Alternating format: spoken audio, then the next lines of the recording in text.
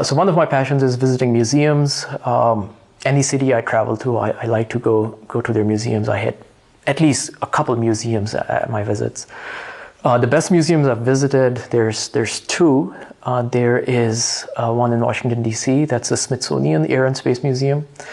And that has a lot of important pieces of history. It has the first rockets, which were designed by Dr. Robert Goddard, which were actually designed in Worcester, Massachusetts.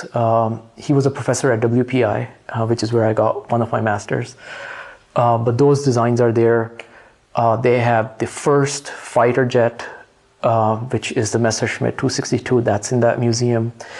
And they have a lot of other cool stuff. They have the lunar lander.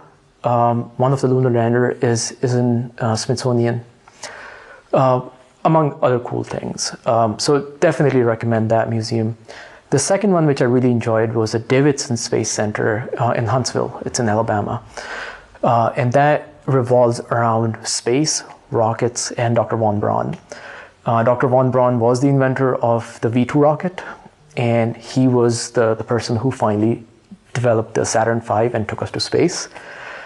So that was a sight to see. I saw, they have two Saturn V rockets actually. There's one standing vertically, and there's one on its side separated, so you can see on the inside of the rocket too. And they have his other work. They have a V2 rocket there. So definitely a museum I would recommend visiting. They also have an A12. That's another sight to see. So the cool thing about the A12 is it's a precursor to SR-71. Is it flies Mach 2, Mach 3 to the point it's made of titanium, and they have gaps in the panels.